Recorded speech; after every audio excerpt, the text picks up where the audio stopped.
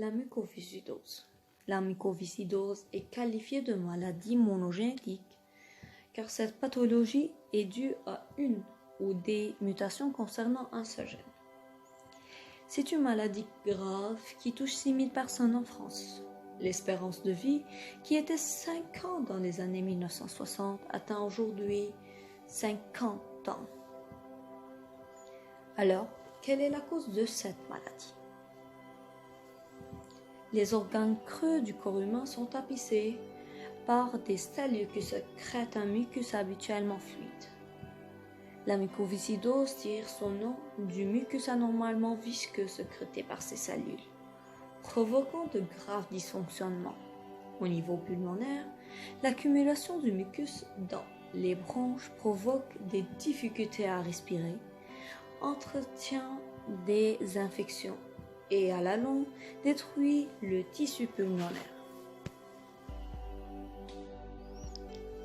Et dans cette image, on peut voir cette comparaison entre deux sujets, l'un qui est sain et l'autre qui est atteint par la mucoviscidose.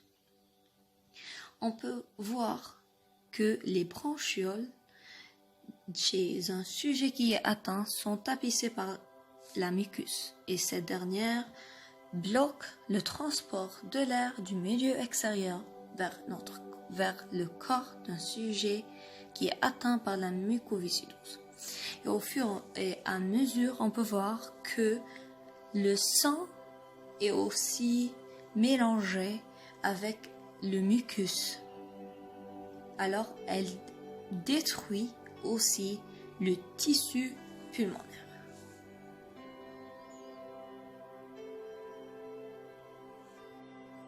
Ici, c'est une coupe transversale prise par un microscope optique des branches d'un sujet sain et d'un sujet qui est malade.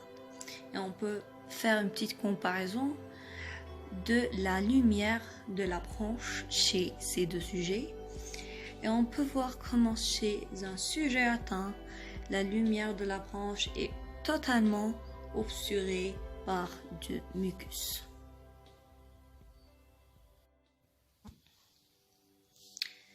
C'est une protéine bien précise dénommée CFTR qui a été identifiée comme responsable de la mucoviscidose.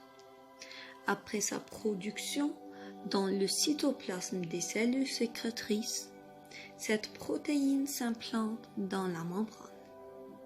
Elle permet alors la sortie d'ions chlorure, c'est allemand c'est-à-dire, ce qui est nécessaire à la production d'un mucus fluide. Chez les malades, cette protéine est soit absente, soit anormale. Le chlorure ne peut plus circuler à travers la membrane cellulaire. Et comme on peut voir dans cette photo, comment il y a des canaux, ce sont des canaux ici qui laissent passer l'ion chlorure, c'est-à-dire Cl-.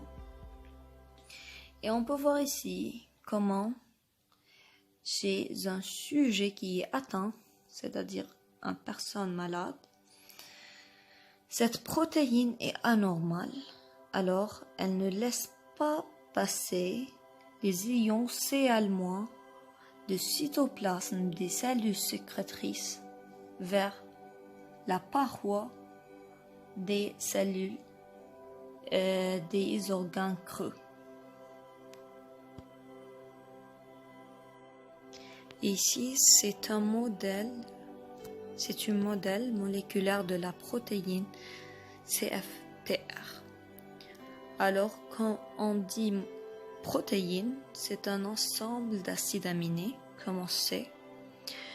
Alors, on peut bien se souvenir que chaque gène code à la production de quoi? D'une protéine. Et comme on dit qu'un acide aminé est responsable de cette maladie, alors on peut dire bien sûr que c'est d'origine génétique de 90%.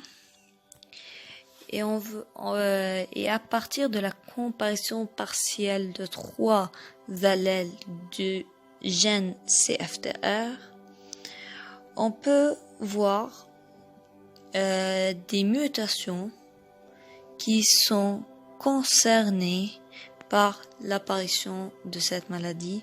Alors, comme on a déjà dit que c'est une maladie monogénétique, c'est-à-dire elle concerne un seul gène, qui est le gène responsable de la sécrétion de la protéine CFTR. Mais près de 2000 mutations différentes de ce gène ont été identifiées.